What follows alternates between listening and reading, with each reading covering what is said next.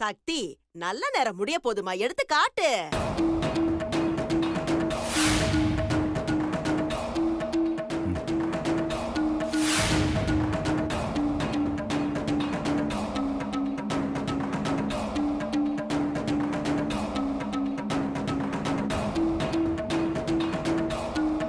தாலி எப்படி இருக்கும்?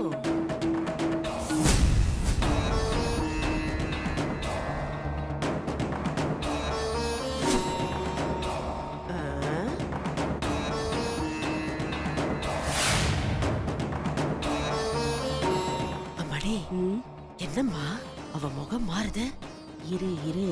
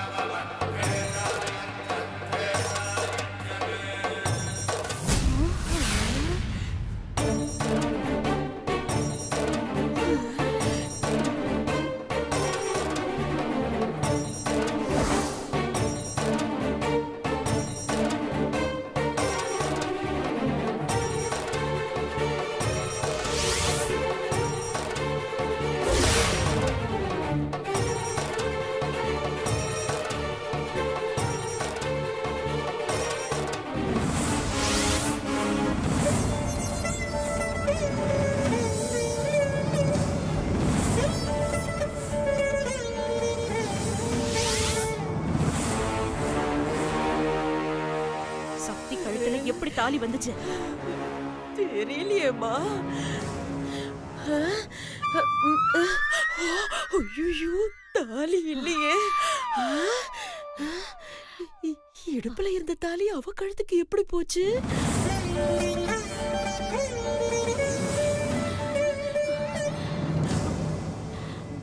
உன்னால நான் ஒவ்வொரு தடவையும் அசிங்கப்பட்டுக்கிட்டே தான் இருக்கேன்.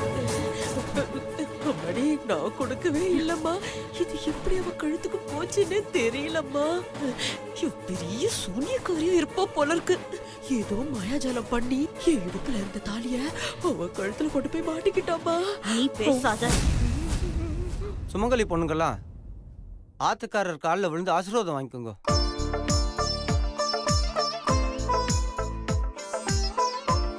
பெண்குட்டி 16 பெற்று பெருவாழ்வு வாழ்க.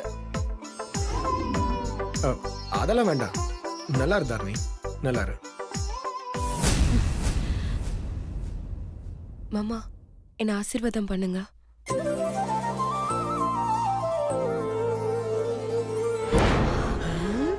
ஆசீர்வாதம் வாங்குறியா? ஆசீர்வாதம்?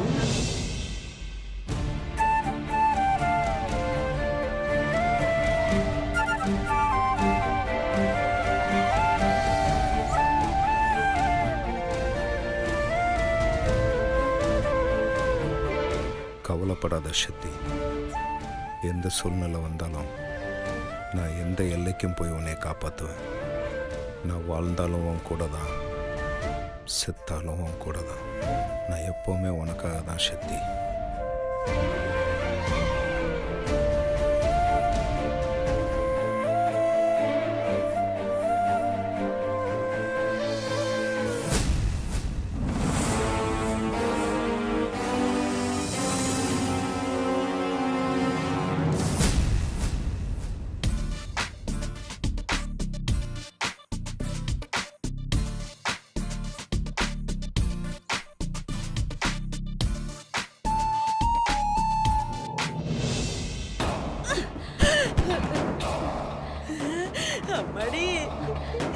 ஏம்மா இந்த கொலவெறி நியாயமா உன்னை பொண்ணு இருக்கணும். பெத்த அம்மாவைய கொல்லுவேன்னு சொல்றியே. பெத்த பொண்ணையே அசிங்கப்பட வச்சா கொல்லாம வேற என்ன பண்ணுவாங்க? நான் என்னம்மா பண்ணுவேன்? அவ ஏதோ மேஜிக் பண்றாமா, அது என்னன்னு எனக்கு தெரியலையே. இத பாரு, ஒழுங்கா உண்மையை சொல்லு. நீ எங்கேயாவது தாலி எடுத்து வச்சியா? ஐயோ இல்லம்மா, இல்லவே இல்ல. அப்புறம் எப்படி தாலி அவ கழுத்துக்கு போச்சு? அதத்தாமா விஜய் சேதுபதி மாதிரி நானும் மாத்தி மாத்தி சொல்லி பாத்துக்கிட்டு இருக்கேன். எனக்கே அது புரியாத புதிரா இருக்குமா. எப்படி அவ ஏன் இடுப்புல சொருகி இருந்த தாலியை எடுத்தா? எதுவுமே எனக்கு புரியலம்மா.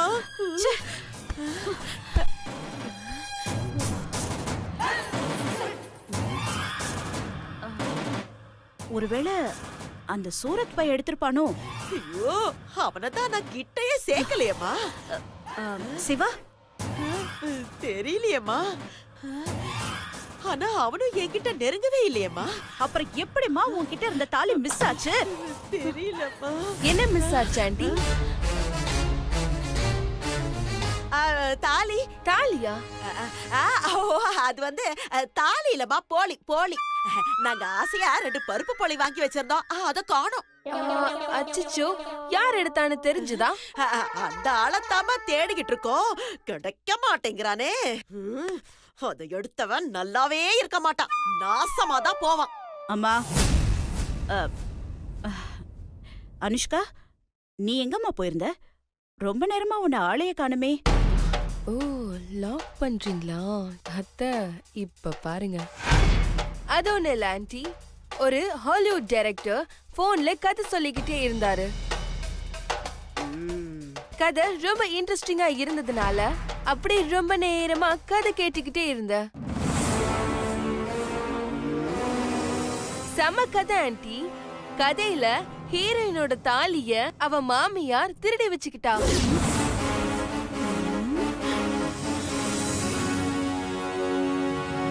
அத எப்படியாவது வாங்கணும்னு போராடுற ஹீரோயின் எப்படி அந்த தாலிய திரும்ப வாங்குனாங்கிற சிச்சுவேஷனை அந்த டைரக்டர் சொன்னாரு. அப்பப்பப்பப்பா, சூப்பர் இன்ட்ரெஸ்டிங்கா இருந்துச்சு. அம்மாடி, இவ ஏதோ ஊம குத்து குத்துற மாதிரியே இருக்குமா. என்ன ஆண்டி, பாட்டி ஏதோ சொல்றாங்க? ஏண்டியம்மா, ஹாலிவுட்ல இந்த மாதிரி எல்லாம் படம் எடுக்கிறாங்க, இத சீரியல்ல தானே எடுப்பாங்க. பாட்டி, டைரக்டர் ஹாலிவுட் தான், ஆனா அவர் படம் எடுக்கிறது இந்திய பொண்ணு பத்தி. ஆஹா,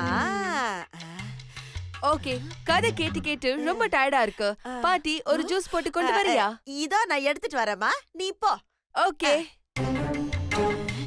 அம்மாடி, எனக்கு என்னமோ சந்தேகமாவே இருக்குமா. இவ சொல்றதையெல்லாம் பார்த்தா வேணும்னே நம்மள குத்தி காட்டி பேசிட்டு போற மாதிரியே இருக்குமா. என்னம்மா யோசிக்கிற? வர வர எனக்கே ஒரே குழப்பமா இருக்கு. அம்மாடி, நீ கவலையே படாதம்மா. உங்க அம்மா நாளைக்கே அதை கண்டுபிடிக்கிறேன், 2 பேரும் ஒன்னா இல்லையான்னு. என்னோட கெஸ், அவங்க 2 பேரும் ஒண்ணுதான், ஒரே ஆளு.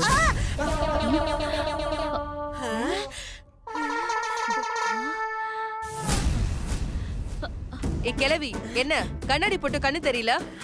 ஆளையும் மூஞ்சியும் பாரு.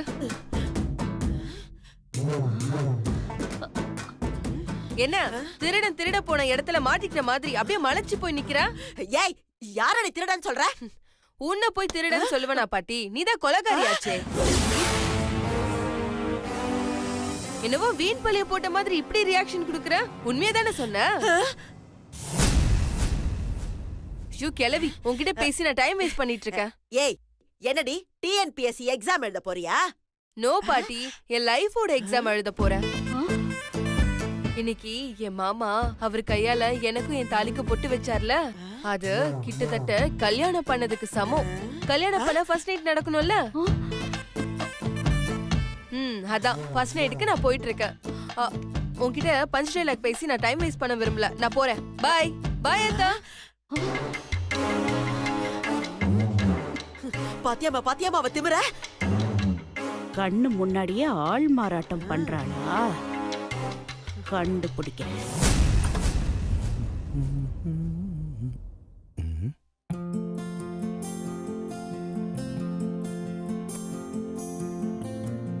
சின்ன தானா? ஆமாம், நம்ம ரூம் தான். அப்புறம் என்ன, பழம், பூ, ஸ்வீட்டு, கட்டில் பூ. ஆஹா, சக்தி ஏதோ பிளான் பண்ணிட்டா. சிவா, எதுக்கும் கொஞ்சம் உஷாராடுறா.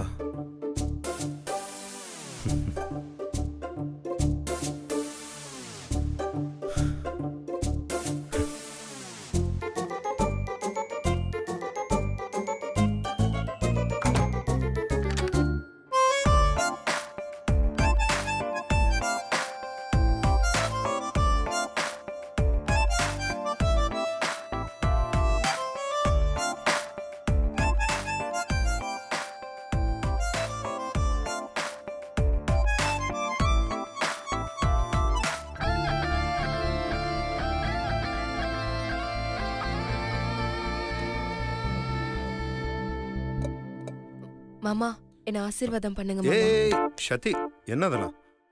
நல்லாரு நல்லாரு. ஆமா, என்னது புதுசா? அப்புறம் இந்த பூ அலங்காரம், பழம், ஸ்வீட்டு இதெல்லாம். சதி, ம்? உங்ககிட்ட தான் கேட்குறேன், சொல்லு. அது மாமா, இன்னைக்கு இன்னைக்கு நமக்கு நமக்கு ஃபர்ஸ்ட் நைட் மாமா. என்னது ஃபர்ஸ்ட் நைட்டா? ம். சதி, இதெல்லாம் இப்ப எதுக்கு? மாமா, இன்னைக்கு நீங்க என் கழுத்துல தாலி கட்டுனீங்கல்ல? தாலி? என்னது, நான் உன் கழுத்துல தாலி கட்டினேனா? இல்ல மாமா, என் கழுத்துல இருக்கிற தாலிக்கு நீங்க பொட்டு வச்சீங்கல்ல, அத சொன்னேன். பொட்டு வச்சதுக்கு இதெல்லாம்? மாமா, உங்களுக்கு இதெல்லாம் சாதாரண விஷயமா இருக்கலாம். ஆனா ஒரு பொண்ணுக்கு தான் புருஷன் கட்டின தாலியில அவர் பொட்டு வைக்கிறதுன்றது ரொம்ப சந்தோஷமான விஷயம் மாமா. அதெல்லாம் உங்களுக்கு சொன்னா புரியாது. அதெல்லாம் நீங்க புரிஞ்சுக்கணும்னா நீங்க ஒரு பொண்ணா இருந்தாதான் முடியும். சரி சரி, முதல்ல அந்த பால் எடுத்து குடிங்க. பரவாயில்ல, அது அங்கேயே இருக்கட்டும். பயப்படாதீங்க மாமா, நான் சும்மா ஒரு லாய்க்கு தான் சொன்னேன். உளுலாய்க்கு விளையாட்டுக்கு சொன்ன மாமா. நீங்க முதல்ல அந்த பாலை குடிங்க.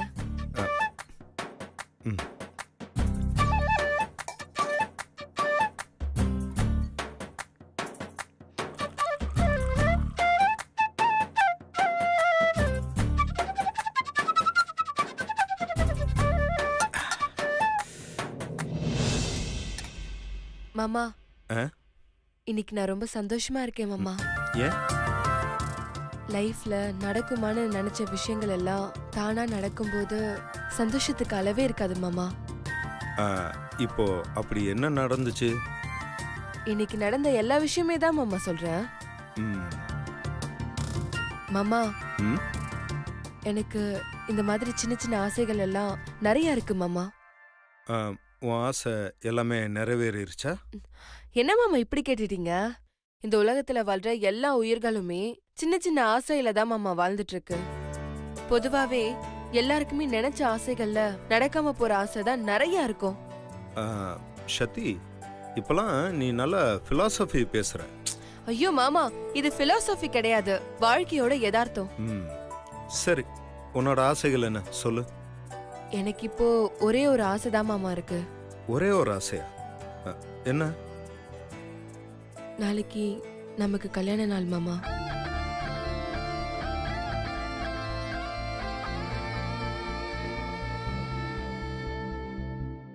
மாமா, கேக்குறீங்களா? சொல்லு சக்தி. நாளைக்கு நமக்கு கல்யாண நாள். நம்ம 2 பேருக்கும் கல்யாணம் ஆகி 1 வருஷம் முடிய போகுது. ஆனா இந்த 1 வருஷம் எப்படி போச்சுன்னே தெரியல மாமா. உங்க கூட வாழ்ந்த ஒவ்வொரு நாளும் ஒவ்வொரு விதமான அனுபவத்தை நான் உணர்ந்திருக்கேன். எப்படியோ 1 வருஷம் முடிஞ்சு நாளைக்கு நமக்கு கல்யாண நாள் நினைக்கும் போது எனக்கு ரொம்ப சந்தோஷமா இருக்கு மாமா.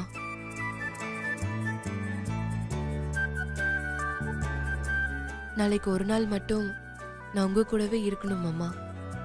காலையில கோயிலுக்கு போகணும், 2 பேரும் ஒன்னா சாப்பிடணும், அப்படியே தூரமா எங்கேயாவது ரைட் போகணும். நான் உங்களை ரசிச்சுக்கிட்டே உங்க பக்கத்திலே இருக்கணும். பார்க்குறவங்க எல்லாருமே மேட் ஃபார் ஈச் அதர்னு நம்மள சொல்லணும். அப்படியே நைட் உங்க மடியில தலை வச்சு படுக்கணும். இது போதும் மாமா. இதுல கிடைக்கிற சந்தோஷம் வேற எதுலயும் எனக்கு கிடைக்காது.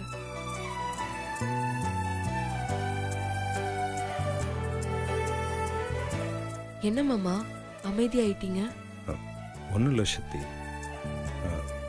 சக்தி, ம்? நான் ஒன்று சொன்னா நீ தப்பா எடுத்துக்க மாட்டியே. என்ன மாமா இப்படி கேக்குறீங்க? நீங்க என்ன இருந்தாலும் சொல்லுங்க மாமா. சக்தி, நீ ஏன் இன்னொரு கல்யாணம் பண்ணிக்க கூடாது?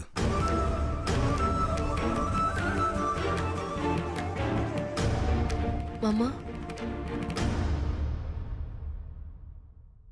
ஆமா சக்தி, எனக்கு அதுதான் சரின்னு படுது.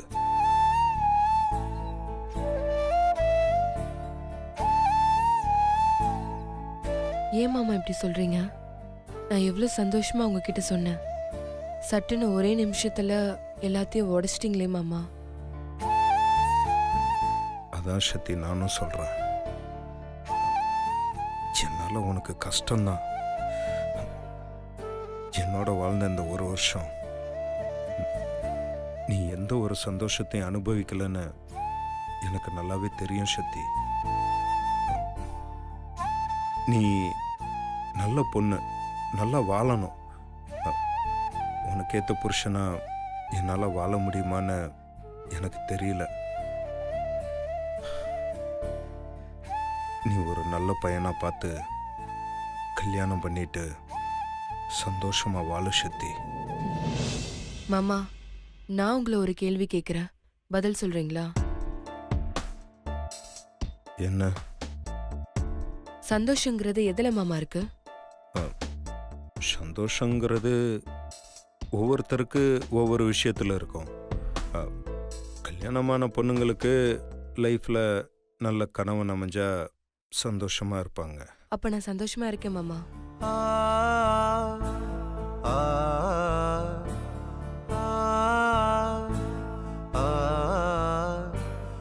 ஆம்பளைங்க பல ரகங்கள்ல இருப்பாங்க. பொண்டாட்டி மேல பொசசிவ்னஸா இருப்பாங்க. ஆனா அவங்க மேல கோவப்பட்டுட்டே இருப்பாங்க. சில பேர் ஒய்ஃபுக்கு தேவையானதை எல்லாத்தையும் செஞ்சு கொடுப்பாங்க. ஆனா சிரிச்சு கூட பேச மாட்டாங்க. இன்னும் சில பேர் பொண்டாட்டி என்ன செஞ்சாலும் கண்டுக்க கூட மாட்டாங்க. ஆனா அதே ஒரு பிரச்சனைன்னு வந்தா கொஞ்சம் கூட விட்டு கொடுக்க மாட்டாங்க. அதுக்காக பொண்டாட்டி மேல பாசம் இல்லைன்னு அர்த்தம் இல்லை மாமா.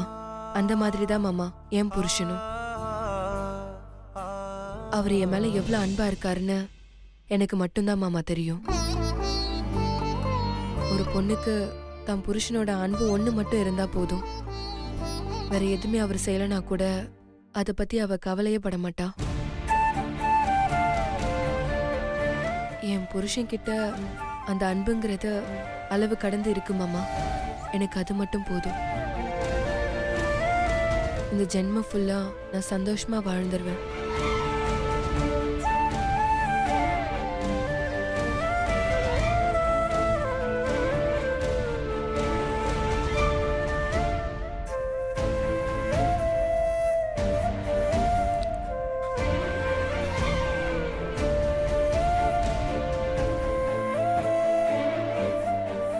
நான் சொல்றத கொஞ்சம் கேள். மாமா, நீங்க எதுவும் சொல்ல வேண்டாம். நீங்க எனக்கு சந்தோஷம் தரணும்னு நினைச்சா நாளைக்கு நம்ம கல்யாண நாள், அதுவுமா நாளைக்கு ஒரே ஒரு நாள் மட்டும் என் கூடவே இருங்க மாமா. அது போதும் எனக்கு. சக்தி, சக்தி,